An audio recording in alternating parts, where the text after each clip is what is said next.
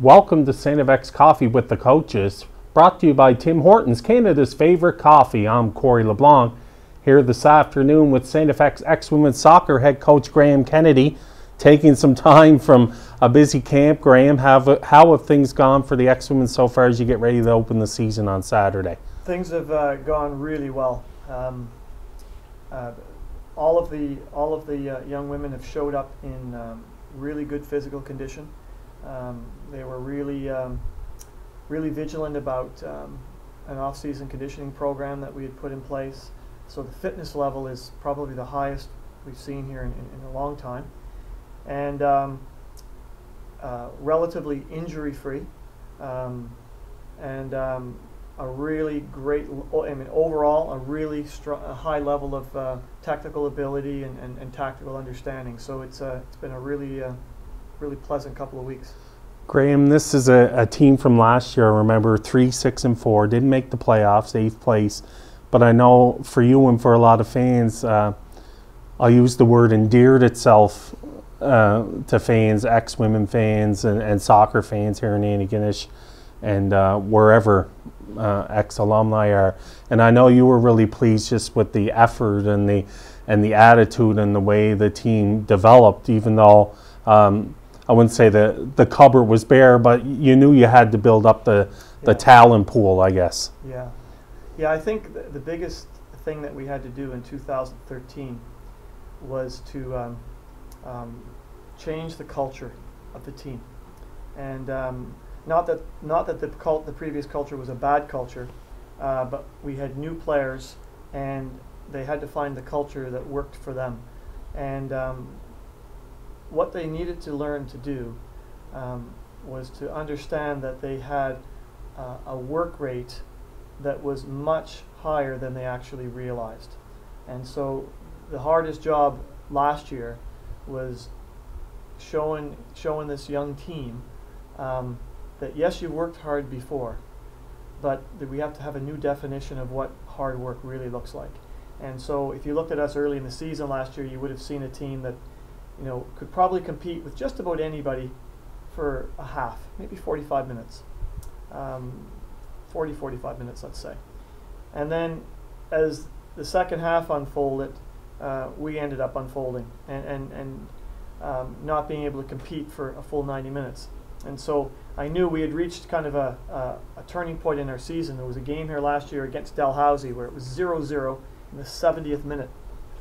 And we haven't beaten Dalhousie in 5 years. And it was 0-0 in the 70th minute, and we were really in the game. And in the last 20, Dalhousie scored 3 goals, and they won it 3-0. And it might seem funny to look at a 3-0 loss as a turning point, but it was.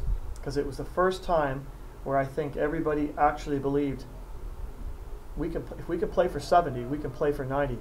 And after that, we were difficult to play against. And this year, we've kind of taken that culture, hard work, and 90 minutes of it, and it's already in place. And we played Acadia in preseason, who were league finalists last year. And if you look at the statistics for the game, we had 70% possession. We had the ball for 14 more minutes than they had it. They had 1 shot, and it was on a free kick, and they scored. So it was tremendous progress. We've already, even in preseason, in a preseason game, I can already see a big difference over last year. And as part of that development, and as you said, putting the concrete in for the culture, of course, there was more pieces of the puzzle needed, like with any program. So recruiting this year, what were you looking for, and how have you been able to address things? Well, it's my second year with the ex-women, but I had a very short period of time to recruit in my first year, and so we kind of went with what we had and what we could recruit in a short time frame. And this year you're seeing a recruiting class that's the product of probably a lot more research and a lot more time spent scouting. And as a result of that, we brought in 5 or 6 players who have really increased the talent level on our team. So we are a bigger team than we had last year. We are a more talented team, and we're a team that can actually keep the ball. And I think I think the next thing for us is can we take that possession and turn it into progression and advancement up the field with more bodies up the field, and can we become more of a threat to score goals? So can we become a threat in the opposition's 18-yard box? I think we're a threat between the 18-yard boxes right now, and the fact that we can keep the ball. But the next step for us, we've learned how to work hard, we've learned how to keep the ball. Now, can we actually convert that into goals? That's the next step for us. So is that a matter of just things gelling? It seems like you feel the talent is there to do it. It's just a matter of the progression taking place. Yeah, it's part talent. You have to have the talent, and I think that in midfield right now we've got some talent. I think we're better up front now because we've got more experience. The players that we've had last year, we had some freshmen in there who were playing, and some players who played in a forward role for the first time. So I think we're a bit more experienced at the front. I think if I could take a crystal ball and look in what I'd like us to become and what it's going to take to get there, a big part of it is going to be belief. Belief that we can gamble, belief that we can take risks and still recover and defend. Right now, we're probably not taking as many risks as we should, and so and of course risk taking comes from confidence and belief. So I think my hope is in our opening weekend that that we score some goals and kind of solidify that belief. We believe in our work ethic. Now, can we believe in our ability to score? It's a long season in a way, but a short season, 13 matches. Yeah. So every point is important. But for this team, and you mentioned it, getting that belief, yeah. How crucial is it to get off to a good start? Well, we want to get points early. The early games in the season. If you can get off to a good start, all right, you can get. Sometimes there's some low-hanging fruit there that you can grab, and points sometimes are easier to grab in the front end of the season than in the, I call it the business end of the season. If we can get some early points and establish our place in the league table, then we're going to put a bit more pressure on people when they come in here to play us. I want to see us win every home game this year. I'd really like us to be miserable to play against when we're at home, and at the same time, when we go down the road, we need to have a little bit more of a positive attitude. We need to go in with the, with the objective of, hey, yeah, it might be your home game, but we're coming in here to try to get points too, and if we can be really, really effective in terms of winning games at home, I'm really positive that we're going to start stealing games on the road too. And once we start stealing games on the road, I think you're going to see a team here that's going to really believe in itself, and that's when you're going to see us really rise. Often part of those steals on the road are goalkeepers. Yes. And so how are things looking with the team for this year in that area? Yeah, we have a new goalkeeper who's come in this year. Her name is Erin Visser, freshman out of Ontario, and Erin's got a really strong background. She's a Team Ontario provincial player, 2009 through 2013. She's gone under the radar a little bit because, unfortunately for Erin, she's had 2 ACL surgeries, and so the last couple of years she's spent more time in physiotherapy than she has on the training pitch. So she's excited to be back playing again. We're excited to have her because she's solid. She can catch the ball. She can throw the ball. She can kick the ball. She's got good reaction saves. Her movements are fluid. Her techniques are very good. And one of the things I like about her is when you score a goal on Erin, she lets it go. It's history, and she's on to the next thing. And So I think she's going to be very positive for us. We also have Maris Miller returning and Nicole McDonald. And I think between the three of them, you're going to see a healthy competition. And I'm not going to tell you which one's a starting goalkeeper right now because I don't know. And that's good for them. So as long as I don't know, they've still got something to play for. And my hope is that one of them emerges as a really strong goalkeeper, and the two of them are really close behind. And of course, key for them, along with their own play, is the back end. So how are you looking in terms of defenders and that back line of defense? Well, we've done a couple of things this year. Last year we had a freshman named Brittany Parks, who we chose as our freshman of the year, and she came in here. We took her in as a midfielder. She's got very good techniques. She's a battler. She's a good, strong athlete. She's very fit, and one of those players that really takes pride in her fitness. And so she's got the techniques of a very solid midfielder. And what we've done is we've moved her to right back. And so what she does is she gives us some ball control and some passing out of the back that maybe we might not have had before. Okay. And then in the left back position, we've added a freshman named Elise Brennan, who's a left-footed left back. And she was a highly recruited player. And she had lots of opportunities, and we're really pleased to have her here. She's got a really strong left foot. She can get up the line. She can move inside to play if she needs to. She's a really strong competitor. She loves the battle, and just a kid who, as a freshman, is going to play a lot of minutes simply because she's got a left foot.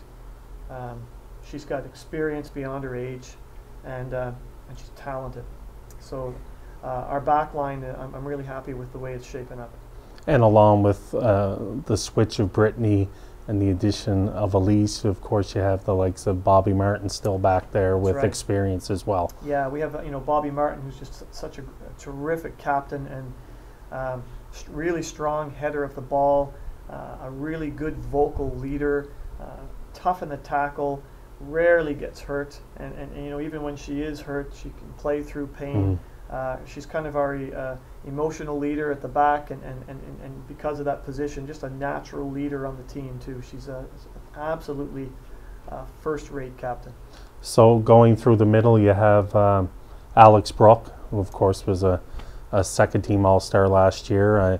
Of course, she'll be key for you again, I would assume, and then you have some additions as well. Well, unfortunately, we've lost Alex Brook. Okay. Actually, yeah. So Alex has moved on from St. Ebex. She graduated. She had another year of eligibility, and we thought we were going to have her back. Okay. But she's moved on.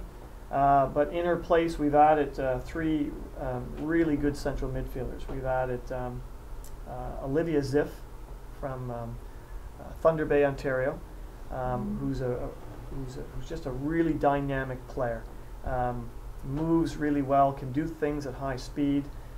We've added Margot Fraser out of Toronto. You'll notice Margot right away. She's a kid who played boys' high school soccer, not girls' high school soccer. She's played boys' high school soccer. She's played in the Ontario Youth Soccer League, so the top flight under-18 league in Ontario. She can strike a ball. She can pass a ball. She can receive a ball. She's been probably the biggest surprise for me at training camp. I'm really, really happy with the way that she's been playing. We've also added Elise Brennan's sister, Chloe. And Chloe's a versatile player. She can play in the midfield, but she can also play out wide in a forward position. She's a lot like her sister in the terms of her toughness and the way that she plays the game. But she's different from her sister. She's right-footed. Doesn't mind getting forward, can score goals, and a different type of an on-field leader. Really happy to have the two of them here. So, I put all that together in our midfield, and I add another freshman named Danny Macker to the mix out of Calgary, a kid I coached actually when she was quite young. And, Danny has just improved every single day in practice. She's gotten more confident. She's walking taller. Um, she's technically very, very capable. And we've used her in the midfield, but she's a kid that could play in the back. She could play up front. She's kind of a universal player. And I know as she gains a bit more experience here, she's going to be a big factor for us as well. So overall, great recruiting class. We've really strengthened our midfield. And I like our back line. I like our goalkeeping. And our front end has gotten very experienced compared to what it was. We've added another freshman there, one that I'm pretty happy about, Sarah Bougeot from New Brunswick, who's actually come here to play hockey with the X-Women. But she's an all-around athlete. She's also, not only was she a member of Team New Brunswick Hockey, she's a member of Team New Brunswick Soccer, and left-footed, and a terrific athlete. Technically, she's got some improvements. She knows that. She's got improvements that she can make, but you just can't coach the sheer athleticism and speed that she has. So I think as her techniques get better, you're going to see someone, I think, who can be a real force. And you've added, or not added, but 2 more players of sorts that missed a lot of time last year, Maura Woodman and Gabby Berg back in the lineup. Yeah, really happy that they've recovered. Both had ACL surgeries last summer and well, actually a bit into last fall. Gabby in the fall and Maura in late summer last year.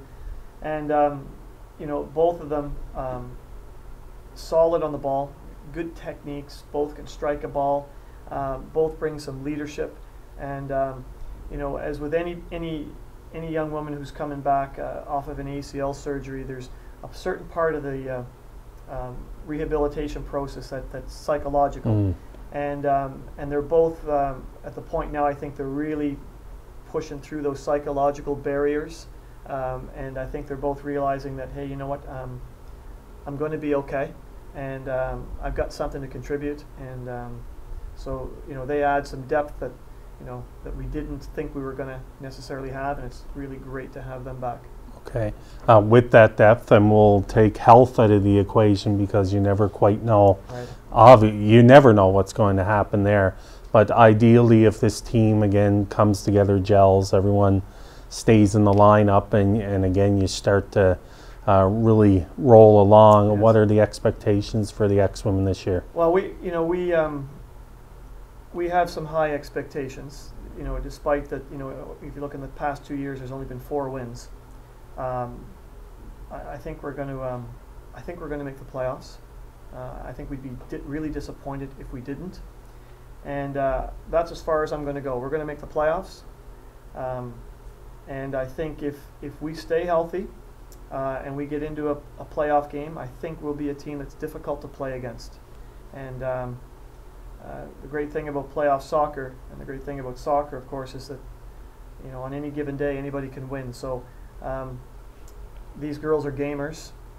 They're united.